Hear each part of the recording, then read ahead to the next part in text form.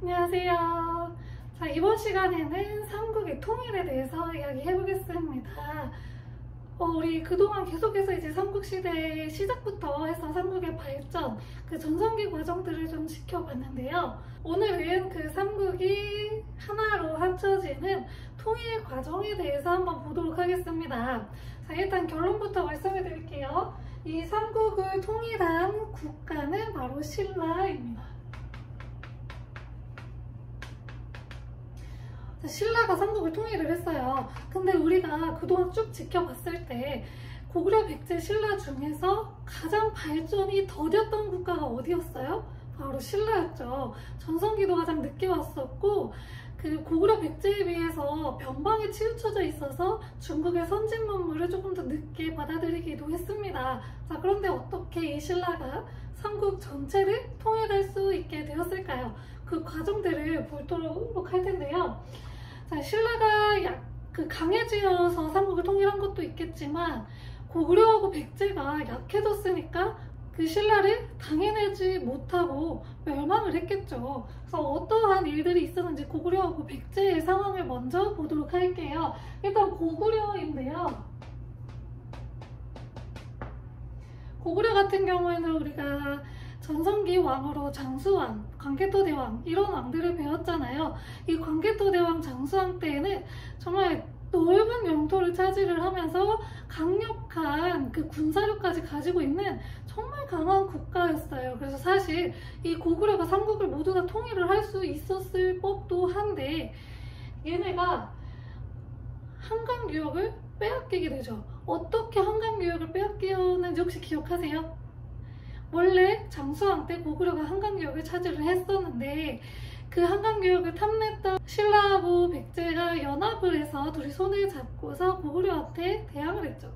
당시에 고구려는 그 왕의 자리를 두고서 다툼이 좀 있었어요. 권력 다툼이 있어서 이 외부 침입에 대항할 수 있는 힘이 별로 남아있지가 않았어요. 그래가지고 어이없게 한강유역을 빼앗겨버리고, 또 이런 얘기도 있어요. 고구려가 신라에게 얘기를 한 거죠. 밀약을 맺은 거예요, 둘이. 그래서 한강유역 신라 너네한테 줄 테니까 더 이상 우리 공격하지 마, 여기까지는 올라오지 마 라고 밀약을 맺었다라고 하는 이야기도 전해지고 있습니다. 그러니까 고구려가 힘으로는 이제 신라를 당해낼 수가 없게 되니까 그렇게 밀약을 맺어서 어느 정도 타협을 했던 거죠. 그래서 고구려는 한강유역을 빼앗기고 점점 쇠락의 길로 빠져들고 있었는데요. 그러던 상황에 중국에 무슨 일이 발생을 하냐. 중국에서 수라고 하는 국가가 등장을 해요. 이 수 왕조는 중국의 분열기를 통일하고 아주 막강한 권력을 갖게 된 국가인데요. 수나라가 이제 분열된 중국을 통일을 했잖아요. 그래서 고구려한테 요구를 하는 거예요. 야, 우리 이제 강해졌거든? 우리 다시 옛날에 영광을 찾았어. 그러니까 고구려, 너네 우리한테 충성해. 우리 복속하자 라고 이야기를 하죠. 근데 고구려는 자존심이 굉장히 셌어요. 엄청나게 막강한 군사력을 누리던 국가였잖아요. 그래서 고구려가 수나라의 복속 요구를 거절해요. 그리고 나서 무슨 일을 하냐. 이 수나라의 지역 중에 요서지방이라고 하는 지역이 있어요. 이 요서지방을 공격을 해요. 고구려가 먼저 공격을 한 거예요. 이때의 왕은 영양왕이라고 하는 왕이었고요. 영양왕이 먼저 이제 선제 공격을 합니다. 그러니까 수나라 입장에서는 너네 왜 우리한테 공격을 해? 이렇게 돼서 수나라에 문제라고 하는 황제가 있어요. 침입을 해요.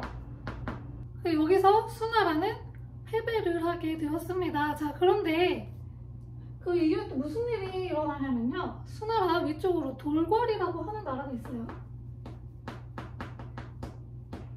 이 돌궐은 수나라하고 당시에 사이가 좀 안 좋았는데 이 돌궐의 막사에서 고구려 사신이 나온 거예요. 그래서 수나라가 돌궐 막사를 갔는데 여기서 고구려 사신이 나와요. 지금 돌궐하고 수나라는 사이가 안 좋은데 거기서 고구려의 사신이 나와버리니까 너네 연합하는 거냐? 이렇게 된 거죠. 거기다가 신라에서 이제 고구려를 견제를 하고 있었어요. 그래서 신라에서 수나라한테 걸사표라는 것을 보내요.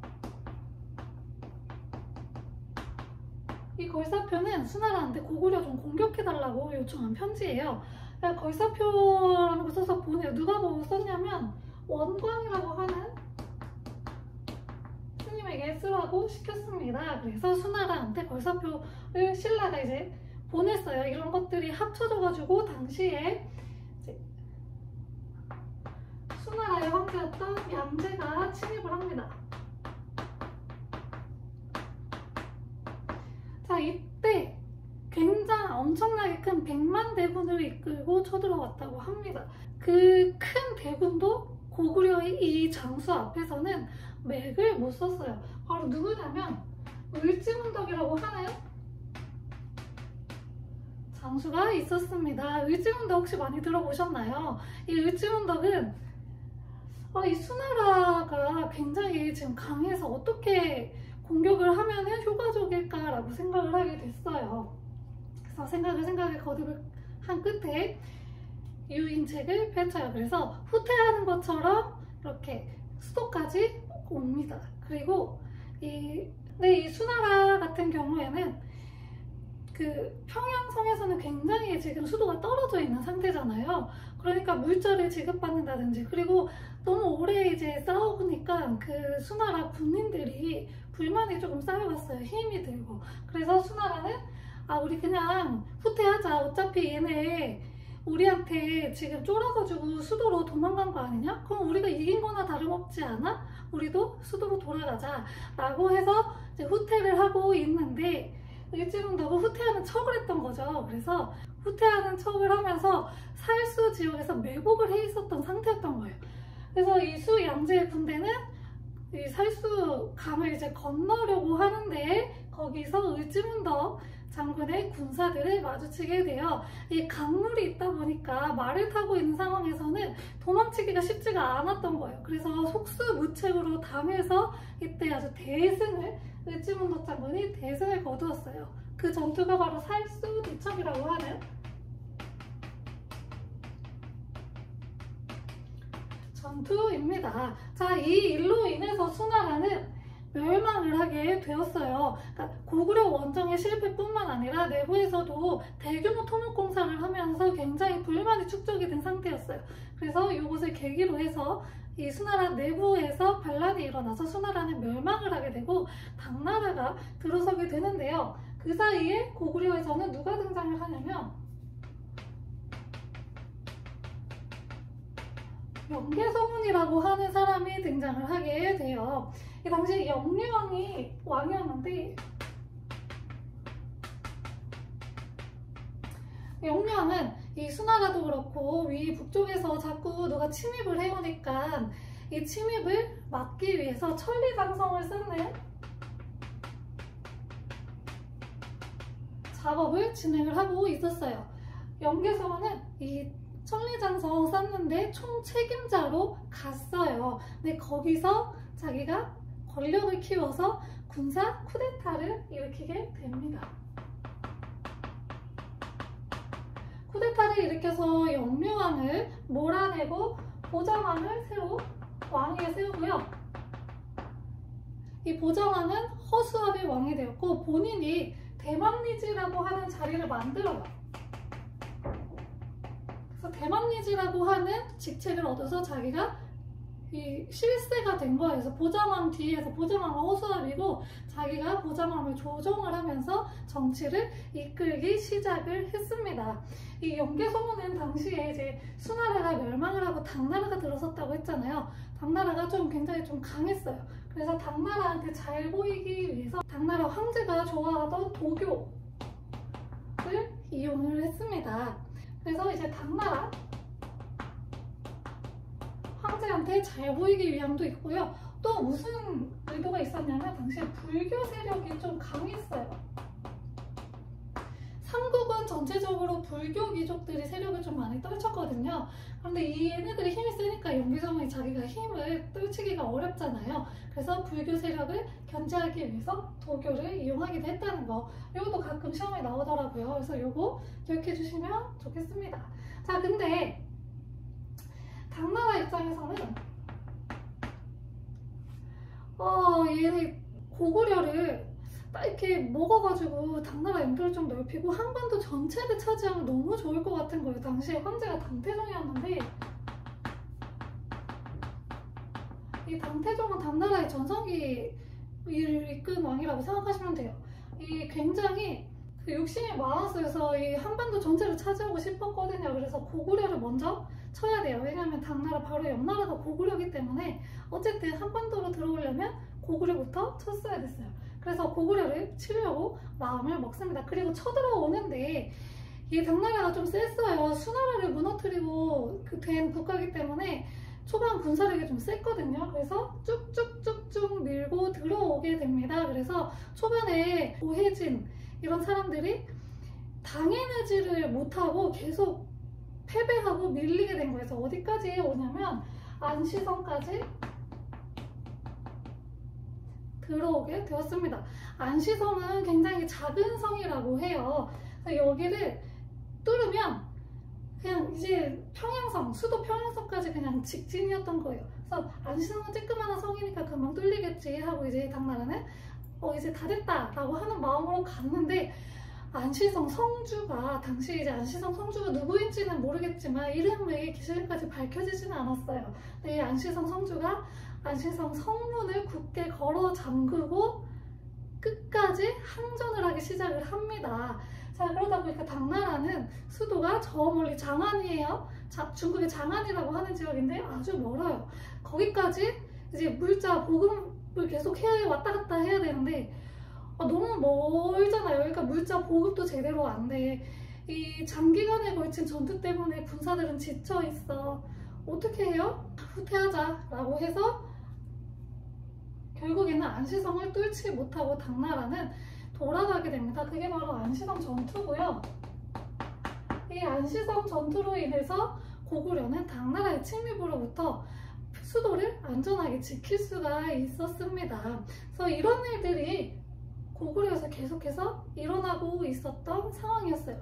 자, 외부의 침략으로 인해서 계속해서 전투를 하다 보니까 전투력도 계속 소모가 되고, 그리고 돈도 많이 들어요. 군대를 한번 외부에다 보낼 때에는 돈이 정말 많이 들어요. 그래가지고 돈도 많이 쓰고 내부적으로도 혼란스러운 상황이 계속 이어지고 있던 상황이었습니다.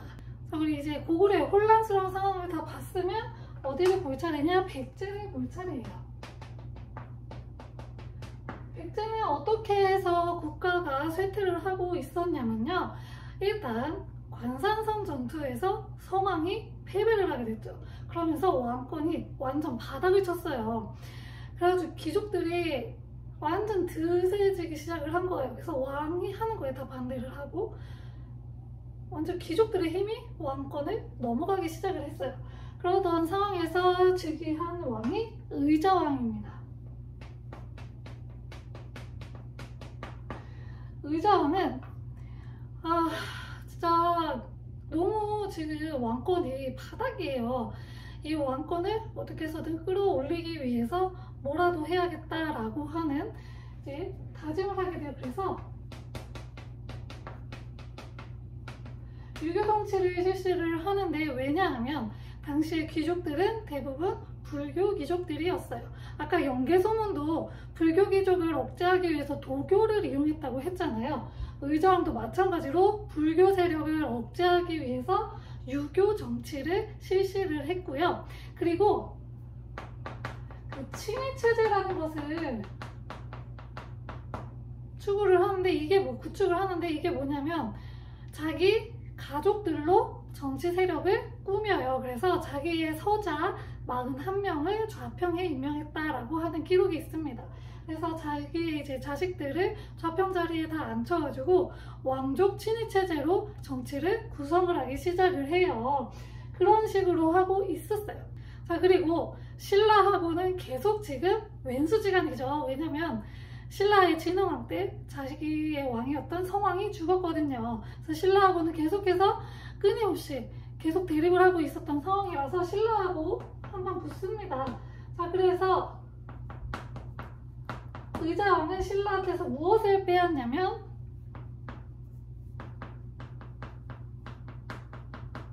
대야성을 빼앗았습니다. 이때 장군은 윤충이라고 하는 사람이 있는데 이 윤충이 원정을 나가서 대야성을 빼앗아옵니다. 이 대야성은 신라에서 중요한 역할을 하던 성이었고요.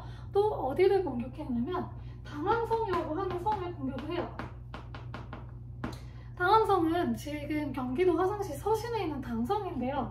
여기는 신라가 중국과 교역을 할 수 있었던 굉장히 중요한 요충지였어요. 이 화성시가 서쪽에 있어요. 그래서 여기 바다를 나가면 중국의 산동반도 쪽으로 갈 수가 있거든요. 그래서 중국하고 교류를 하던 굉장히 중요한 항구였는데 여기를 공격을 해버렸습니다. 그래서 굉장히 이제 신라하고의 관계에서는 우위를 차지할 정도로 의자왕은 굉장히 강력한 국력을 좀 가지게 되었는데요. 의자왕 같은 경우에는 중간에 이제 무슨 이유에선지는 모르겠지만 갑자기 획 돌아버려가지고 태자도 바꾸고 그리고 그냥 기록에 보면은 정치에서는 손을 아예 떼고 그냥 굉장히 향락을 즐기면서 살아요. 그게 왜 그랬을까 추측을 해보면 계속 귀족들이 왕 의견에 반대를 했다고 했잖아요. 저 같아도 누가 계속 내가 뭐 하려고 그러는데 하지마 하지마 하지마 라고 계속 그러면 진짜 짜증나서 아무것도 하기 싫을 것 같거든요. 근데 의자왕도 그랬던 것 같아요. 제 생각에는. 이거 제 완전 개인적인 생각이에요. 그래서 의자왕도 그랬던 것 같아요. 그래가지고 완전 그냥 다 놔버리고 아무것도 안 해요. 그래서 이따가 또 설명을 할 거지만 마당 연합군의 공격으로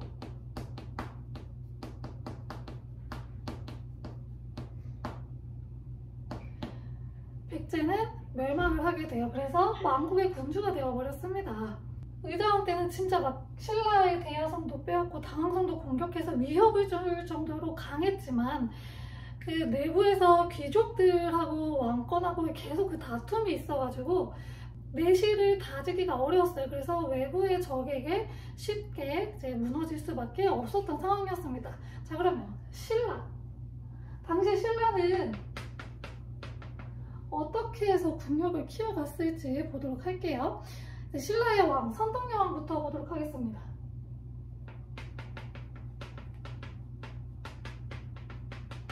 고대 시대에 여자가 왕이 된다는 거 쉽지가 않았어요. 근데 어떻게 여자가 왕이 됐냐면 선덕여왕의 아빠가 진평왕인데 이 진평왕 때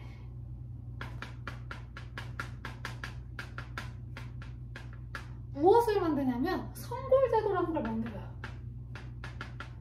원래 이제 골품제가 있기는 있었는데 되게 체계적이지는 않았던 것 같아요. 그래서 진골이랑 선골, 그 왕족이랑 좀 약간 이렇게 섞여 있었는데 진평왕이 귀족을 좀 누르고 왕권의 강화를 위해서 순수 혈통 왕족하고 귀족의 피가 섞인 왕족하고 나누기 시작을 해요. 그래서 선골과 진골이 나눠지게 돼요.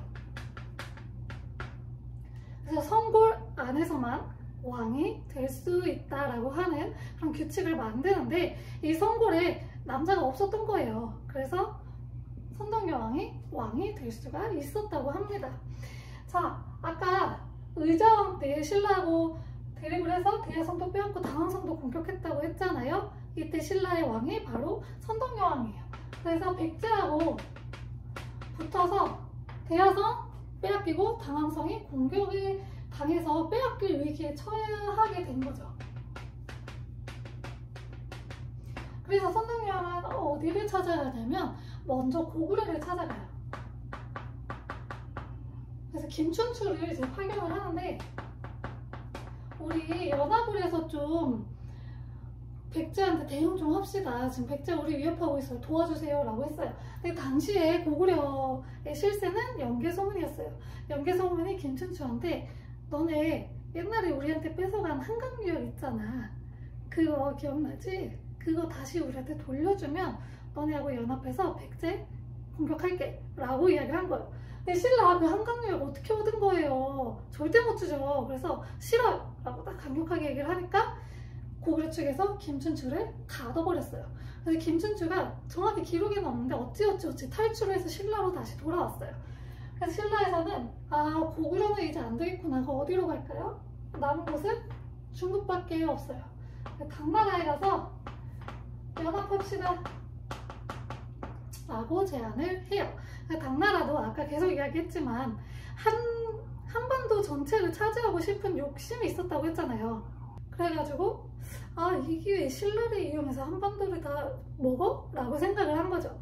그래서 오케이, 연합할게 라고 했습니다. 그래서 나당 연합이 맺어지게 되었어요.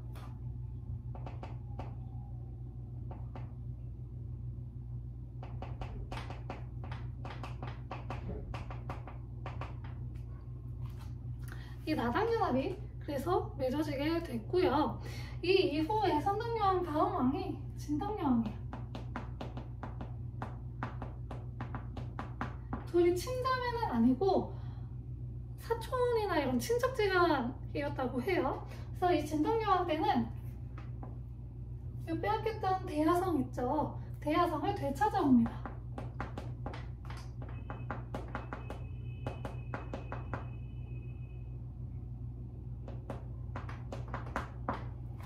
대야성을 되찾아오고요. 그리고 이 진덕여왕 때 나당연합이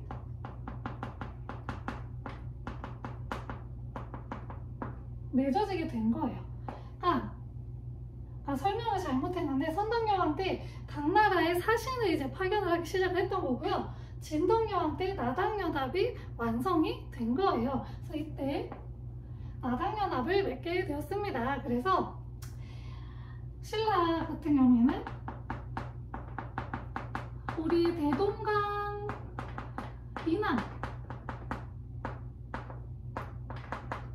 영토 확정해줘. 우리 여기까지 우리가 먹을게 라는 거 너네가 보장해줘 라고 이야기를 했고요.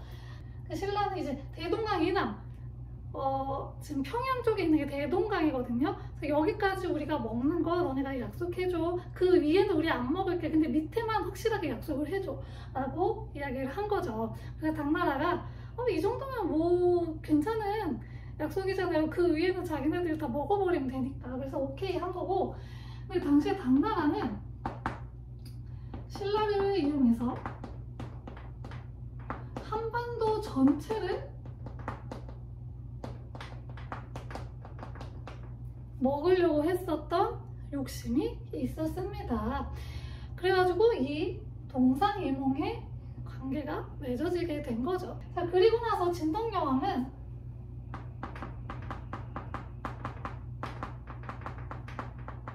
친당체제를 시작을 해요. 이제 당나라하고 손잡았잖아요. 그러니까 당나라하고 친한 친당체제의 노선을 취하게 되고요.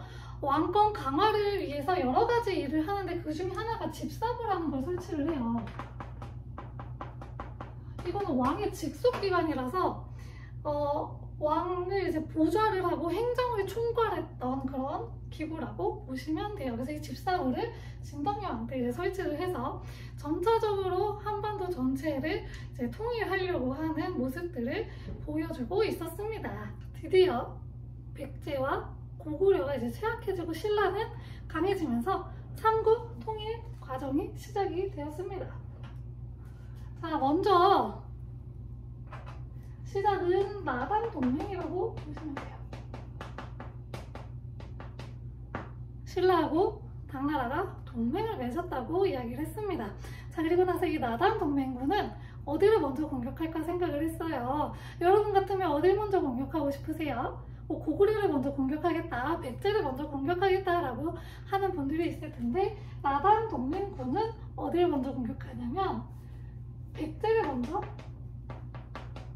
공격을 합니다. 그래서 백제를 멸망시켰습니다. 당시 왕은 의정이었다고 이야기했죠. 의정은 나당연합군이 쳐들어오니까 이제 두 번째 수도였던 웅진성으로 피신을 가했던 상태였고요. 마지막 수도 사비성은 이 의장의 아들이 지키고 있었던 상황이었어요. 근데 당시에 그 안에서도 뭐가 이게 체계가 안 잡혀서 혼란스럽다가 그 조카, 그러니까 손주, 의자왕한테는 손주죠. 손주가 나가서 항복하는 게 좋지 않을까요? 라고 이야기를 했다고 해요. 그래가지고 얼떨결에 다 같이 나가서 항복을 하게 되는 상황이 발생을 하게 돼요. 그래서 사비성이 몰락을 하게 되었고, 그대로 이제 나당 동맹군은 의자왕에 있는 웅진성으로 달려가서 웅진성에 들어가서 의자왕의 항복을 받아내고 의자왕을 당나라로 압송을 하게 돼요. 그래서 이때 굉장히 많은 백성들과 그리고 의자왕의 아들 뭐 다 해가지고 당나라로 끌려가게 돼요. 그래서 의자왕은 당나라에서 죽거든요. 이렇게 해서 백제는 멸망을 하게 되었고요. 멸망한 거 나 못 받아들인다, 난 아직도 백제의 백성이다 라고 해서 백제 부흥운동이 벌어지기도 합니다.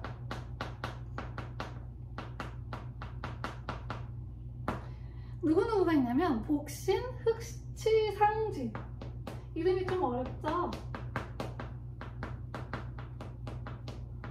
이런 사람들이 있었고요. 위치는 주류성, 임존성 이런 곳들이 있다고 합니다. 정확히 지금 기억이 안 나는데 주류성인가가 지금 위치를 정확히 모를 거예요 아마.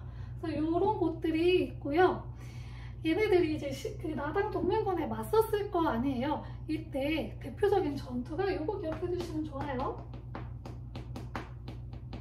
백강전투라고 하는 전투가 벌어지게 돼요. 이 백강은 지금의 금강이라고 생각하시면 되고, 이 백강전투에서 왜 있죠? 일본이 도와줬다, 백제를 도와줬다라는 것까지 알고 있으면 좋습니다. 왜냐하면 백제하고 왜는 굉장히 끈끈했던 국가예요. 그래서 왕족이 가서 있기도 하고 이제 일본하고 이렇게 교류도 되게 많았어요. 그래서 도와줬다고 합니다. 자, 백제를 멸망시키기 나당 동맹군이 이제 어디로 가요? 고구려 가야죠? 고구려를 멸망시켰어요.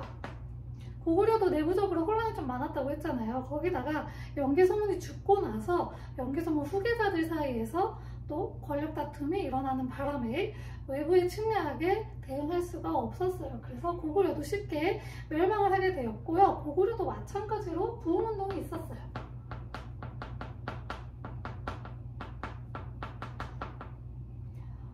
안승, 권모장, 고영무 뭐 이런 사람들이 있고요. 안승 같은 경우에는 보덕국이라고 하는 나라를 세웠다. 이것도 알아두면 좋습니다. 그래서 이러한 부흥운동이 일어났었고요. 자, 여기까지 백제 고구려 다 멸망시켰어요. 자, 그러면 약속대로 신라가 대동강 이남의 영토는 다 차지를 해야 해요. 근데 당나라의 목적이 뭐였어요? 당나라는 한반도 전체를 다 먹고 싶었다고 했잖아요. 그 당나라가 이상한 짓을 하기 시작을 해요.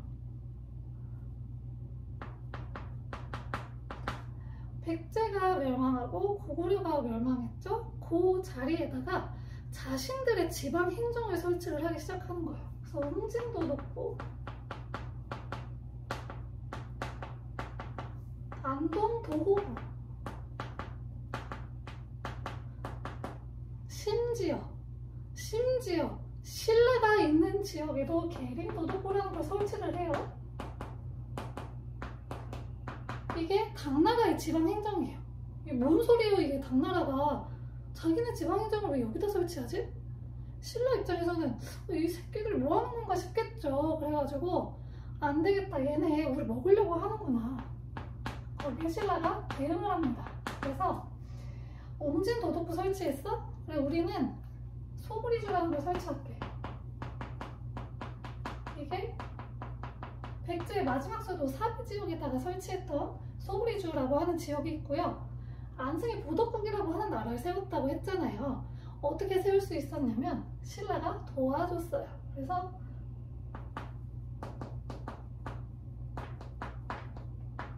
보덕국을 지원을 해줍니다.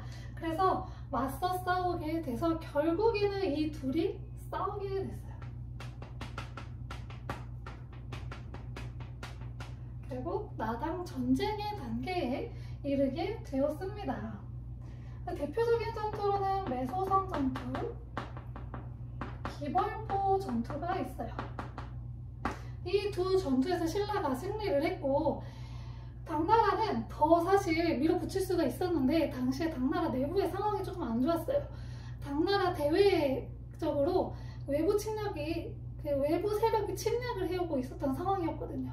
그래서 군대를 빼서 거기로 좀 보냈어야 됐던 상황이에요. 그래서 당나라는 어쩔 수 없이 군대를 빼서 어차피 상황도 안 좋으니까 군대를 빼서 당나라로 돌아가게 되었고 결국에는 이 한반도는 신라가 차지를 하게 되면서 신라가 삼국 통일을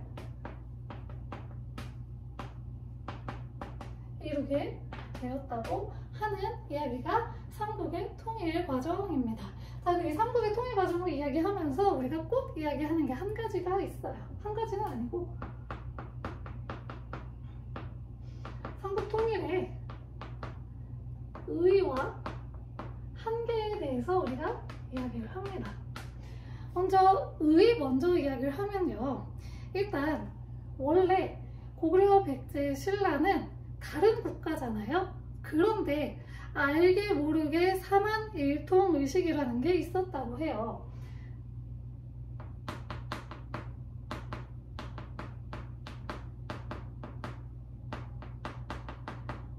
생각해보면 고조선에서 갈라져 나왔었잖아요. 서로. 어쨌든 우리 조상은 고조선이라고 하는 동일 조상이 있었던 거예요. 그래서 삼한일통의식을 갖고 있었다고 하고요. 그리고 삼국이 뭐였잖아요? 각자의 다른 문화, 사회상을 가지고 있었죠. 이 국가가 합쳐졌어요. 그래서 민족문화 발전의 토대가 만들어졌다 라고 하는 의의가 있습니다. 또 한계점으로는 그 영토가 축소되었다는 점이 있어요. 근데 이거는 어쩔 수가 없는 게 이미 당나라하고 신라가 연합을 했을 때 우리가 고구려 영토 다 차지하겠다고 그 약속을 한 게 아니고 대동강 이남만 우리가 가져가겠다라고 약속을 했잖아요. 그래서 그걸 약속을 지켰을 뿐이긴 해요. 그래도 고구려 영토가 너무 아쉽다라는 거고요. 또 한 가지는